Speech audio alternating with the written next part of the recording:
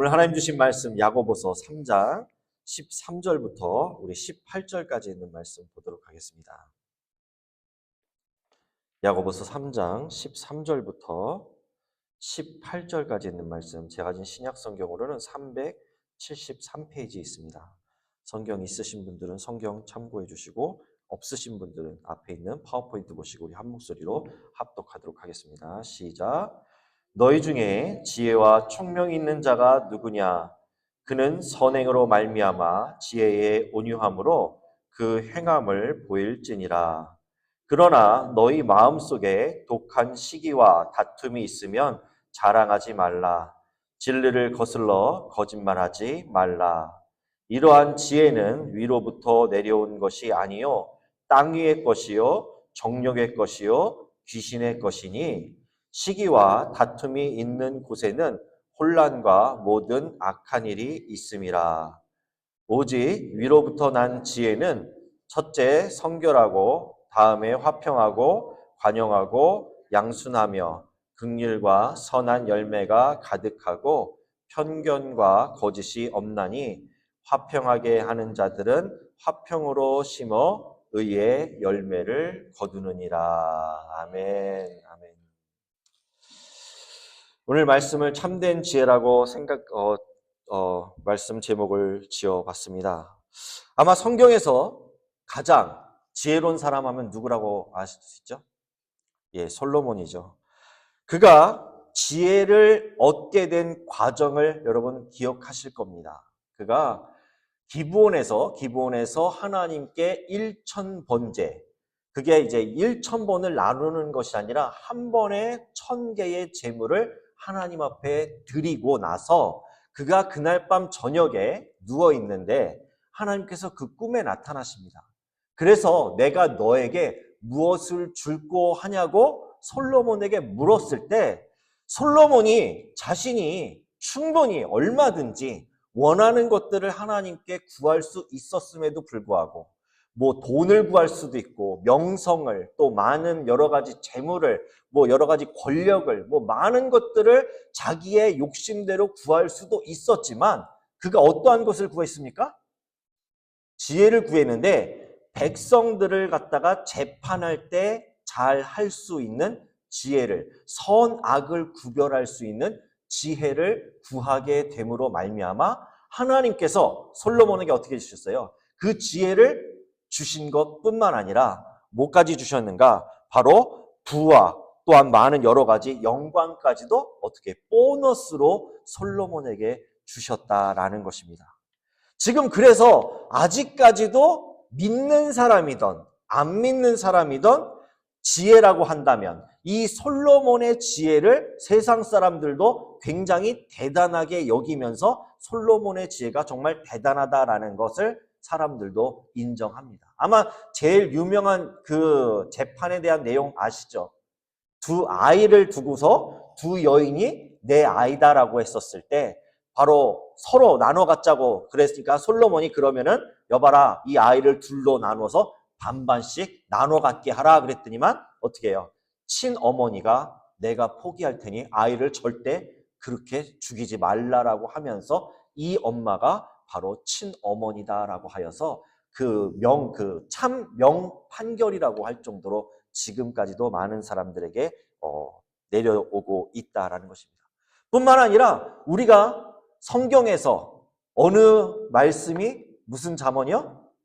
지혜의 잠언이라고 해서 솔로몬이 남긴 이 잠언이 아직까지도 우리들에게 많은 지혜를, 하나님께서 그에게 주신 지혜를 보여주고 계신다라는 것을 보게 됩니다.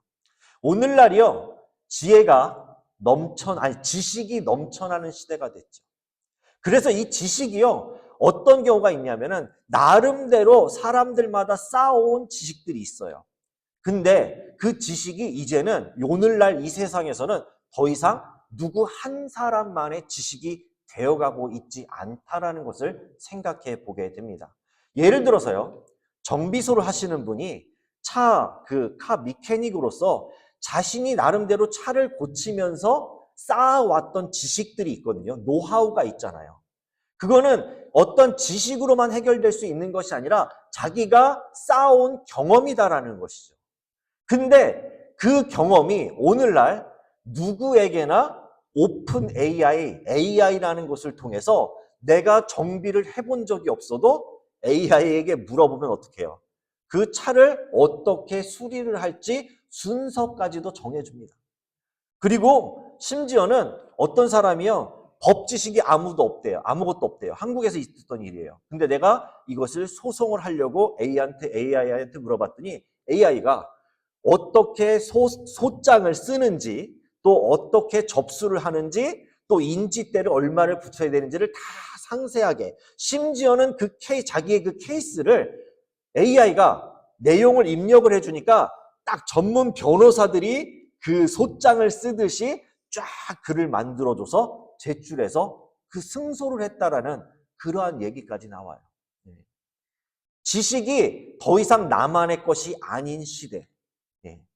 그렇기 때문에 이러한 지식으로 인해서 많은 사람들이 이제 더 이상은 지식이 필요 없다라고, 우리가 그냥 원하는 답은 그냥 AI를 통해서, 인공지능을 통해서 얻을 수 있다라고 합니다. 그런데 지식이 아무리 필요 없다라고 한들 우리에게는 지혜가 반드시 필요하다라는 사실을 오늘 본문을 통해서 생각을 해보게 됩니다. 그런데 지식보다 이 지혜, 이 일반적인 우리가 말하는 그 지혜가 왜 필요한가라고 생각해 봤을 때, 앞서 제가 그 차량을 고치시는 미케닉을 말씀드렸잖아요. 오랫동안 자신이 쌓아온 노하우예요. 근데 지금은 누구나 다 알 수 있게 오픈이 되어 있지만, 이 사람이, 지식이 전혀 없는 사람이 차를 고칠 때, 내가 내 가족을 태우고 다니는 이 차를 고칠 때 가족을 생각하는 마음은 지식으로서는 이해될 수 없는 지혜가 필요하다라는 사실을 생각해 보게 됩니다. 또 법으로 다툼의 여지가 있을 때, 서로 소송을 하며 싸우게 됐을 때 그냥 나는 이겨야지만 되겠다라고 생각을 할 수도 있지만, 그것이 아니라 지혜가 필요한 이유는 바로 그 소송 속에서도 우리가 정말 참된 지혜를 가진다고 한다면 내 소송이 내 이익만을 위한 것이 아니라 상대방을 못 살게 굴고 그 사람이 패소하고 내가 이겨야 되지만 되겠다라는 것이 아니라, 그 안에서 우리가 어쨌든 인간 세상에서 함께 더불어가고 있는 세상에 지식만으로 모든 것을 흙과 백으로 나눠서는 안 된다라는 사실을 생각해봐요. 쉽게 말씀드릴게요. 여러분이 누군가 친구에게 돈을 빌려줬어요. 법대로 따지고 지식적으로 따진다면은 내가 빌려준 돈을 나는 받아야 되는 게 맞지요. 나는 채권자가 되고 돈을 빌려준 채무자로부터 받아야 되는 게 맞는 세상의 지식이지만, 지혜는 뭐냐면은 돈을 받아야 됨에도 불구하고 내가 그 사람과의 관계, 수십 년을 쌓아온 인간 관계를 그 단지 지식으로 그냥 무너뜨려 버리고 깨느냐, 아니면 지혜롭게 이것을 잘 받아내든지, 아니면 이러한 상황 속에서 어느 절충점을 찾느냐 하는 지혜가 우리한테 필요하다라는 생각을 해보게 됩니다. 지식이 그래서요, 삶을 우리로 하여금 많이 편리하게 만들어 줬습니다.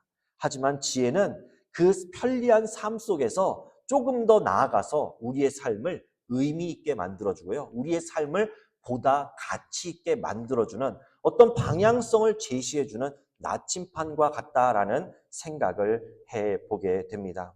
그래서 우리가요, 가지고 있는 지식으로는요, 우리는 얼마든지 내 주변의 누군가를 판단하고 정죄할 수 있습니다. 하지만 우리가 진정으로 구원받은 그리스도인이라고 한다면은 하나님의 지혜를 통해서 세상에 그 하나님의 지혜를 전하고 나누고 또한 행동하는 그리스도인의 삶이 되어야 될 줄 믿습니다.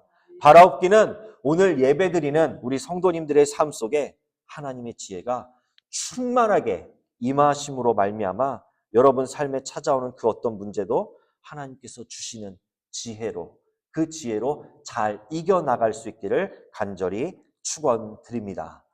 오늘 본문의 내용은요, 오늘 본문을 읽는 사람들을, 대상자들은 누구인가? 로마 제국 시대, 지난주에도 산소망에 관해서 말씀을 드리면서 로마 제국 시대에 많은 사람들이, 유대계 그리스도인들이 서로 여러 가지 이유로 인해서 흩어져 살면서 있었다라는 말씀을 드렸어요. 근데 그 핍박과 어려움 속에서 교회 내부에 있는 사람들 가운데 어떠한 일들이 있었는가?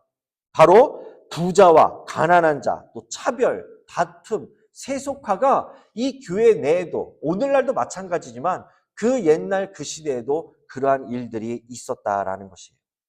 헬라 문화에서요, 지혜라고 말하는 이 소피아라는 단어를 그때 사용했는데 이 지혜는 개념이 무엇인가? 어떠한 개인의 탁월함, 또 수사적인 말을 잘하는 그 언변술, 그런 것이라든지 철학적인 어떤 지식으로 이해되는 경우가 많았어요. 그것을 지혜라고 헬라 시대에는 사람들이 생각하고 있었다라는 것입니다. 그러다 보니 어떠한 일이 있는가? 초대 교회 내에서도요, 말씀드린 바와 같이 부자도 있고 가난한 사람도 있고 또 뭐 잘난 사람, 못난 사람, 여러 사람들이 다 모여 있다 보니 그 중에 그 자신의 그 지혜라고 생각하면서 내가 가지고 있는 지식이 마치 대단한 것이라 생각하면서 많은 사람들을 좀 무시하는 일도 있었고요. 내가 가진 지식을 교회 안에서 자꾸 자랑하고 나 자신을 높이는 일에 사용되면서 사람들에게 말하였던 그러한 일들이 많이 있었다라는 것이에요. 그래서 야고보는 오늘 이 본문을 우리에게 주신 이유가 뭐냐면은 바로 지식적인 관점에서의 지혜 또 행동 그런 것보다 바로 진짜 하나님께서 원하시는 지혜는 나를 드러내기보다는 나를 낮추고 하나님을 높일 수 있는 그러한 삶, 또 말로만 떠드는 그러한 지식적인 지혜의 그런 모습이 아니라 행동하는 지혜를 강조하고자 오늘 본문을 통해서 말씀해 주고 있는 것입니다. 그래서 그렇다면 오늘 본문을 통해서 우리에게 주시고자 하는 참된 지혜를 가진 자의 모습은 어떠한 모습인지를 생각해 보도록 하겠습니다. 첫 번째로 참된 지혜를 가진 자는 어떠한 사람인가? 온유한 사람이다라는 것입니다. 13절 우리 함께 읽겠습니다. 시작. 너희 중에 지혜와 총명이 있는 자가 누구냐? 그는 선행으로 말미암아 지혜의 온유함으로 그 행함을 보일지니라. 아멘.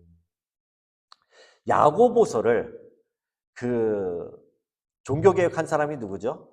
마틴 루터가 종교개혁을 하면서 믿음으로 구원에 이른다라고 했는데 어떻게 야고보가 이러한 말씀을 남길 수 있느냐? 행함을 강조할 수 있느냐? 어떻게 행함으로 구원을 이룰 수 있느냐? 그런 내용으로 지푸라기 서신서라고 얘기를 했지만 이 야고보가 말하는 이 의도는 뭐냐면은 이미 믿음으로 구원을 받은 사람들은 자연스럽게 그 삶 속에 그 믿음이 드러나는 행동을 한다라는 그러한 개념에서 이 야고보서가 쓰여졌기 때문에 지금 우리가 이 신약 성경에도 이 야고보서가 성경으로 들어와서 우리가 읽을 수 있게 되었다라는 것입니다. 그래서 야고보는요, 참된 지혜자는 말과 지식으로만 자신을 존재를 증명하는 그러한 사람이 아니라 그 안에 성령 하나님께서 내주하고 계시기 때문에 바로 그 성령의 열매가 그 사람의 삶 속에 나타나게 된다는 것을 강조해서 말씀하고 있는 것이에요.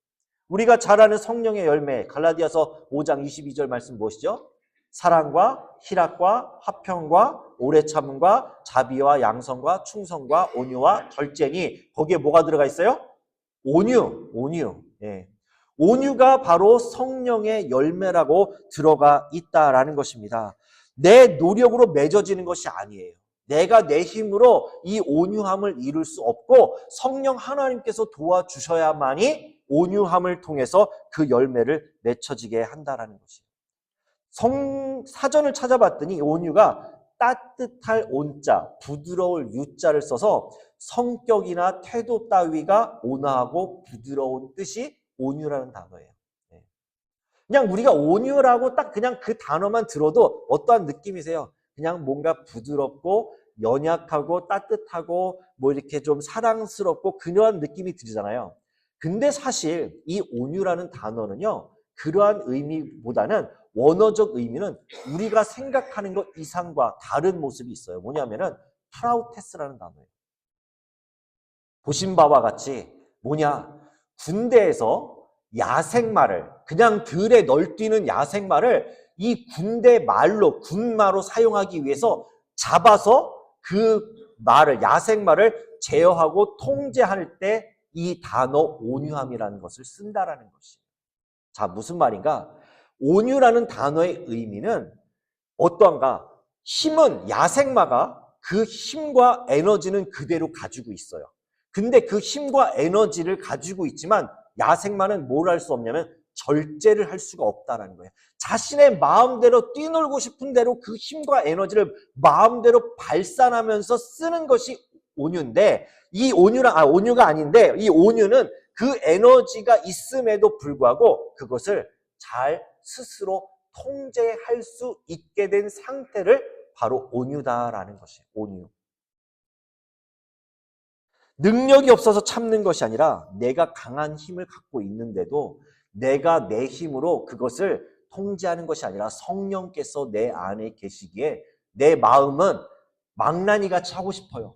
말도 막 함부로 하고 싶고 내가 저 사람한테 막 하고 싶은 말을 다 하고 싶지만 어떻게 하냐? 성령께서 내 입에 성령의 재갈을 딱 채워주시는 거예요. 야! 고영민, 하지 마. 그 말 하지 마. 네가 말할 수 있지만 하지 말라라고 성령께서 내 안에 강하게 역사하시는 그 단어가 바로 이 온유하다라는 것입니다. 그러니 온유하다라는 것이 사실은 굉장히 무서운 말이에요. 왜냐? 저 사람이 그 성령의 지배를 받지 못할 때 그냥 온유함이 아닌 내가 하고 싶은 대로 할 수 있는 힘을 가지고 있기 때문에 굉장히 어떻게 보면 무서운 단어예요. 그럼에도 불구하고 이 온유는 정말 절제된 힘, 그리고 성령께서 나를 제어하실 때 이 온유함이 드러날 수 있다라는 것입니다. 그래서 성령님께 훈련받은 인격에는요, 이 온유함이 늘 자리 잡고 있다라는 것입니다. 또 우리 어떤 그 이 온유함에 대한 대명사를 우리가 생각해 볼 수 있어요. 누구세요? 우리 예수님. 네. 우리 예수님이 온유함의 대명사이실 것입니다. 생각해 보세요. 예수님은 모든 인격을 완벽하게 갖추신 분이에요. 또 예수님께서 하신 말씀이 마태복음 11장 29절 뭐라고요? 나는 마음이 온유하고 겸손하니 나의 멍에를 메고 내게 배우라라고 말씀하고 계십니다. 예수님께서는 하나님의 아들이시죠.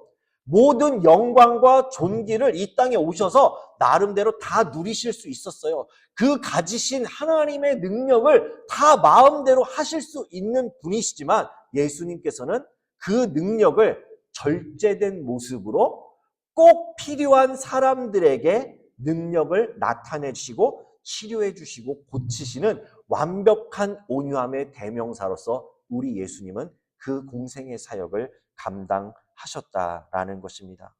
그리고 제자들이요, 아이들을 데리고 올 때 막 귀찮게 여기고 꾸짖었잖아요. 근데 예수님께서 뭐라고 얘기하십니까? 어린 아이들이 내게 오는 것을 용납하고 금하지 말라라고 말씀하셨어요. 그리고 또 그 예수님께서는 능력이 있으시고 권위가 있으시니까 그 권위를 얼마만큼든지 자신 있게 자신의 권위를 드러내실 수도 있는데 예수님께서 유월절날 제자들 돌아가시기 전에 모아놓고 하신 행동이 뭐예요? 제자들의 무릎을 꿇고 제자들의 발을 씻겨주셨다라는 것이에요. 십자가에 안 돌아가실 수도 있는 분이셨지만 예수님께서는 어떻게 하셨어요? 자신을 모든 인류의 죄를 대신해서 십자가에 자신을 내어주심으로 말미암아 하실 수 있었어요. 모든 것이 다 가능하신 능력이 있으신 분이지만 그것을 하나님의 절제된 능력 안에서 행하셨다라는 것을 통해서 그 예수님의 모습을 보고 우리는 본받아야 될 줄 믿습니다. 그래서 참된 지혜자는 온유함이 우리 가운데 내재되어 있다라는 사실을 잊지 마시기 바랍니다.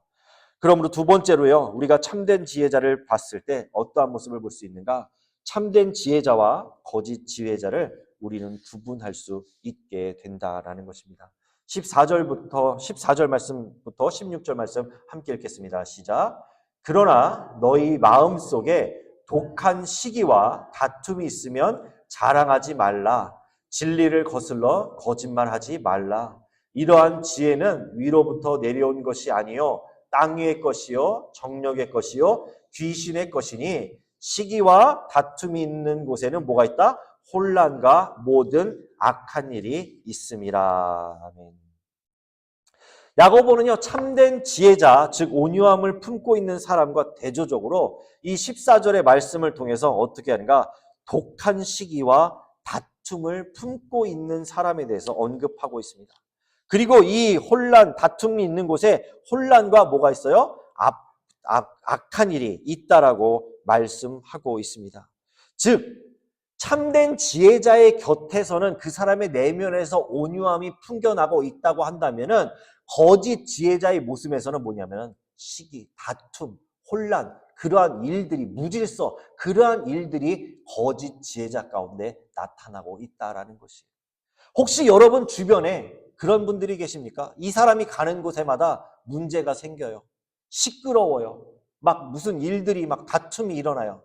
그렇다고 한다면 그가 혹시라도 거짓 지혜자가 아닌지를 한번 점검해 볼 수 있어야 합니다. 그래서 여기서 말하는 독한 시기와 다툼은 어디로부터 시작되는가? 인간의요, 타락한 본성으로부터 이러한 시기, 다툼이 일어나게 시작되었다라는 것을 보게 됩니다. 아담이 범죄함으로 인간 내면에 뿌리 깊이 박혀있는 타락한 인간의 본질로서 하나님의 성품과는 반대되는 모습이 나타나게 된다라는 것입니다. 거짓 지혜, 즉 세상의 지혜를 가진 자는요, 성령님의 통제를 받지 못하기 때문에 그들이 있는 곳에는 독한 시기와 다툼이 일어나고 무질서가 일어나고 많은 여러 가지 어려움을 일으키게 된다라는 것이에요. 이 세상의 지혜가 그러한 일들을 일으키는 이유가 뭐냐면요, 세상의 지혜는요, 아까 제가 앞서 말씀드린 배경을 말씀드렸잖아요. 사람들이 세상의 지혜를 가지고 교회 내에 들어와서 어떻게 해요? 자기 잘난 맛에 내 지식을 자랑하는 일들이 생겨나기 시작했다라는 것이에요. 그것이 또 많이 배우지 못한 사람, 지식이 없는 사람 입장에서는 저 사람 되게 잘난 척하네라고 하면서 그 안에 다툼이 일어나고 혼란이 일어나게 되었다라는 것입니다. 그런데 마찬가지로 제가 말씀드린 바와 같이 이게 인간이 창조되어지는 창조의 질서 속에서 아담과 하와의 모습을 보시기 바랍니다. 그들의 삶이 처음에 하나님께서 창조하셨을 때 에덴 동산의 모습은 하나님 중심의 삶을 아담과 하와가 살고 있었어요. 그런데 뱀이 와서 꼬시기 시작한 다음부터 어떻게 되는가? 그들이 점점 마음속에 잘못된 지혜가 들어오기 시작합니다. 그러면서 그들이 말하는 게 뭐예요? 사단이 꼬시죠. 하나님과 같이 눈이 밝아질 수 있으니 네가 선악과를 따먹어도 된다라고 얘기를 하니까 그 다음부터 평소에는 전혀 관심을 두지 않았던 선악과예요. 별로 그렇게 관심을 갖지 않았던 선악과예요. 근데 그 다음에부터 뭐 어떻게 보여요? 그게 보암직하고 먹음직하게 보이기 시작하면서 결국에는 하나님께서 따먹지 말라고 했던 선악과를 그들이 따먹게 됨으로 말미암아 어떻게 돼요? 하나님 낯을 피하고 자신들이 벗게 된 것을 알게 돼서 피하게 되죠. 근데 하나님께서요, 물어보십니다. 아담에게 내가 어디 있느냐? 하나님이 아담이 어디 있는지 몰라서 물으셨어요? 아니요. 알고 계심에도 물어보셨어요. 또 하와에게도 물어보셨어요. 어디 있냐고. 네.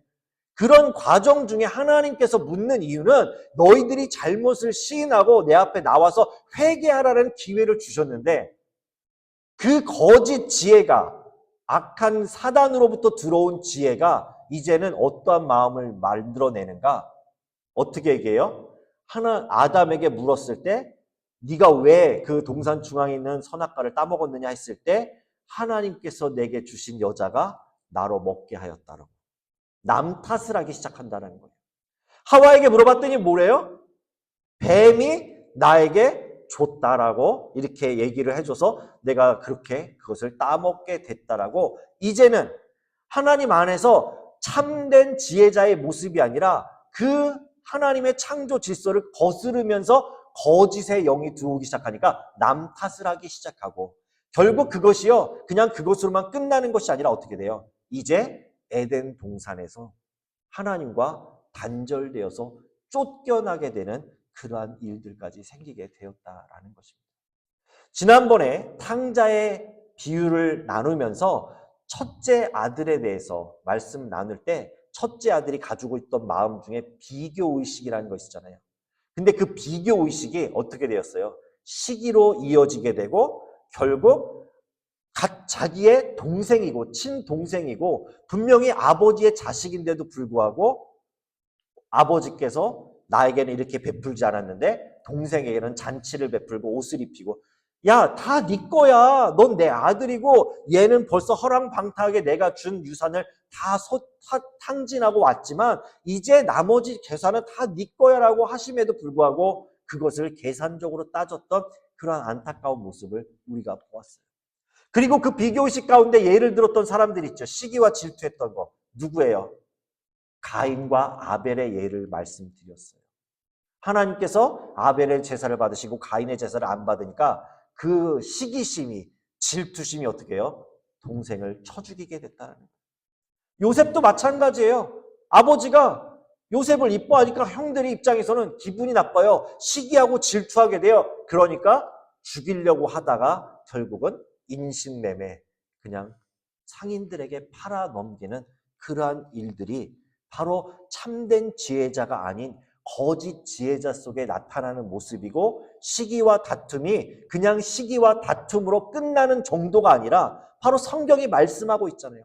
안에 분노를 일으키게 되고 사람의 생명을 빼앗는 그러한 위험한 지경에 이를 수도 있다라는 것을 생각해 보면서, 우리가 참된 지혜자라고 한다면 거짓 지혜자를 분별할 수 있는 분별력이 우리 가운데도 있어야 될 줄 믿습니다.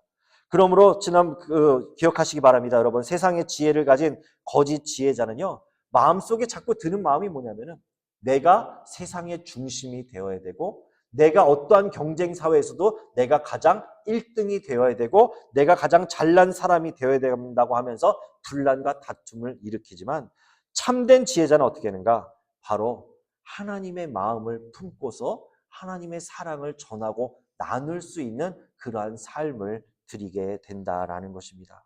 마찬가지로요, 예수님께서도요, 바로 다니시는 곳마다 어떻게 해요? 참된 지혜자의 모습을 우리에게 보여주셨다라는 것입니다. 그래서 세상의 지혜는요, 원수에게 뭐라고 얘기해요? 복수하라고 얘기해요. 세상의 지혜는.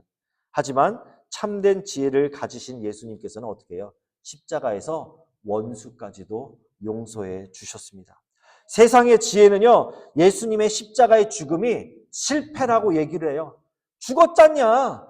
니네들이 믿던 예수가 죽지 않았냐? 그것이 끝 아니냐라고 말하지만, 하나님 입장에서는 십자가가 가장 위대한 하나님의 지혜다라는 것이에요. 왜냐? 인류의 모든 죄를 예수 그리스도께서 갖고 다 담당하시고 돌아가셔야지만, 완전한 죽음이 있어야지만 뭐가 있어요? 완전한 부활이 있을 수 있기 때문에, 그것이 가장 하나님의 지혜가 아주 이 땅에서 완성된 모습이 바로 십자가 사건이다라는 것이에요. 근데 사람들은 그 십자가의 사건이 미련한 것이다, 지혜롭지 못한 것이다, 실패됐다라고 얘기를 하지만, 우리가 예수를 믿는 사람으로서 하나님의 참된 지혜가 완성된 사건은 바로 십자가 사건임을 기억하시기 바랍니다. 아직도 그래서요, 세상에는 그 참된 지혜를 모르는 사람들이 너무나도 많이 있다는 거예요. 우리가 정말 예수를 믿고 참된 지혜자의 삶을 사는 사람이라고 한다면은 어떻게 해요? 나만 믿고 나만 구원받았으니 다른 사람이야 죽든 말든 지옥을 가든 말든 상관없어 라고 할 것이 아니라, 정말 그 그리스도의 사랑으로 나도 구원을 받았잖아요. 나도 영원히 죽을 수밖에 없는 사람이었잖아요. 근데 나를 구원해 주셨잖아요. 그렇다고 한다면 참된 지혜자로서 우리도 똑같이 다른 사람들도 그러한 참된 지혜자로서의 삶을 살 수 있도록 도와줄 수 있는 삶이 바로 참된 지혜자의 모습이다라는 것을 생각해 보게 됩니다. 여러분, 참된 지혜를 원하십니까? 그럼 그 지혜를 구하시기 바랍니다. 야고보서 1장 5절 말씀 너무나 잘 하시는 말씀이죠. 함께 읽겠습니다. 시작. 너희 중에 누구든지 지혜가 부족하거든 모든 사람에게 후히 주시고 꾸짖지 아니하시는 하나님께 구하라. 그리하면 주신다 말씀하고 계십니다. 부족해요. 우리는 다. 그렇지만 분명히 약속해 주셨습니다. 주신다고 말씀하시는 것뿐만 아니라 어떻게 해요? 굳이 후히 주시고 꾸짖지 아니하시는 그 하나님께서 우리에게 주신다라는 그 약속의 말씀을 마음속에 새기시기를 바랍니다. 참된 지혜가 이처럼 참과 거짓, 가짜와 진짜를 구별할 수 없는 이 시대 가운데 여러분에게 올바른 그러한 분별력을 주실 줄 믿습니다. 세 번째로요, 참된 지혜자는 어떠한 것을 거두는가? 바로 의의 열매를 거두게 된다라는 것입니다. 17절, 18절 말씀 함께 읽겠습니다. 시작. 오직 위로부터 난 지혜는 첫째 성결하고 다음에 화평하고 관용하고 양순하며 긍휼과 선한 열매가 가득하고 편견과 거짓이 없나니 화평하게 하는 자들은 화평으로 심어 의의 열매를 거두느니라. 아멘. 이 참된 지혜의 특징을 한번 보세요. 성결하고 화평하고 관용하고 양순하고 긍휼하고 선한 열매가 가득하고 편견과 거짓이 없는 사람이 누구일까요? 예, 예수님이시죠. 예수님께서 다 갖추신 모습이에요. 이 말씀하고 야고보가 말하고 있는 이 성결, 화평, 관용, 양순, 긍휼, 선한 열매가 가득하고 편견과 거짓이 없는 분은 바로 우리 구주 예수 그리스도이시다라는 것을 보게 됩니다. 에베소서 2장 14절 말씀이에요. 함께 읽어보실까요? 그는 우리의 화평이신지라 둘로 하나를 만두사 원수된 것, 그 중간에 막힌 담을 자기 육체로 어떻게 해요? 허셨다라고 말씀하셨어요. 골로새서 1장 20절은 이렇게 말씀합니다. 그의 십자가의 피로 화평을 이루사 만물 곧 땅에 있는 것들이나 하늘에 있는 것들이 그로 말미암아 자기와 화목하게 되기를 기뻐하심이라라고 말씀하고 있다라는 것입니다. 그래서요, 사실 참된 지혜는요, 예수님 그 자체가, 예수님이 바로 참된 지혜이시다라는 것입니다. 그분의 참된 지혜는요, 이 땅에 화평을 심으셨고요, 그 결과 의의 열매를 맺으셨다라는 것입니다. 십자가에서 온 인류를 위해서 직접 구원을 이루신 것이 바로 의의 열매이며, 그 의의 열매가 누구냐? 바로 저와 여러분이다라는 것이. 예수님께서 십자가에서 이루신 그 화평이 바로 이 땅에 화평을 이룰 뿐만 아니라 바로 그 의의 열매로서 십자가에서 돌아가시고 우리를 구원해 주심으로 우리가 바로 그 참된 지혜, 예수님의 의의 열매로서 지금 이 자리에서 예배를 드릴 수 있게 된 줄 믿습니다. 그래서 야고보는요, 참된 지혜를 가지라라고 우리에게 말씀하고 있지 않아요. 뭐라고 얘기하는가? 우리가 예수님의 의의 열매가 된 것처럼 바로 우리도 예수님의 그 성품을 닮아서 우리 또한도 의의 열매를 맺도록 말씀하고 있는 것입니다.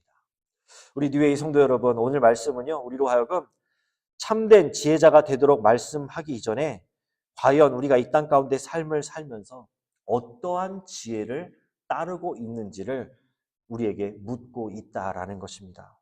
세상의 지혜는요, 우리로 하여금 바로 세상의 방식을 자꾸 따르라고 우리에게 요구를 합니다. 그래서 어떻게 하는가? 우리 서로 자꾸 경쟁하게 만들어요. 시기와 다툼을 만들고 분쟁을 만드는 것이 세상의 지혜입니다. 그래서 그것이 어떻게 하는가? 때로는 나 자신을 자꾸 교만하게 만들고요. 내가 교만하게 되어지면서 느끼는 것은 뭐냐면 점점 하나님으로부터 멀어질 수밖에 없다라는 것이에요. 이 또 분열하게 만들고 나누게 되고 당을 짓는 그러한 것들이 바로 세상의 지혜가 임한 사람의 모습이다라는 것입니다. 그러나 성령 하나님께로부터 임한 참된 지혜를 가진 사람은 그 반대죠.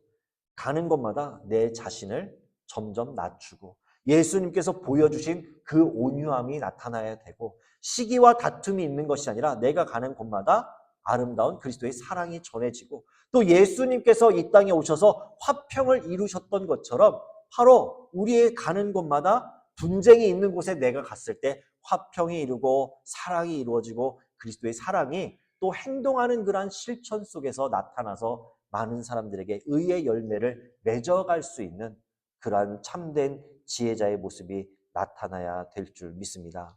그러므로 성령 하나님께로부터 임하는 참된 지혜를 우리가 모두가 따르면서 예수님의 모범을 따르고 온유함과 겸손함을 따르며 화평하게 할 뿐만 아니라 예수 그리스도의 성품을 닮아갈 때 우리는 자연스럽게 의로운 의의 열매를 맺게 되는 줄 믿습니다. 그러므로 여러분, 참된 지혜자가 되고자 할 때 여러분 노력으로 내가 참된 지혜자가 되겠다라고 마음 먹는 건 좋지만 내 힘으로는요 절대 참된 지혜자가 될 수 없습니다. 성령 하나님께 주님, 내가 지혜가 부족합니다. 내가 주님을 닮아가고 주님과 같은 모습으로 살기를 원하는데 나의 힘으로는 안 돼요. 주님 도와주세요. 그래서 내가 지혜를 구하오니 주님 나에게 세상의 지혜가 아닌 정말 예수님께서 참된 지혜로서의 모습을 보여주신 것처럼 내가 그러한 지혜자의 모습을 살기를 원합니다라고 간구할 때 꾸짖지 아니하시고 후히 주시는 그 주님께서 우리에게 참된 지혜를 허락하여 주실 줄 믿습니다.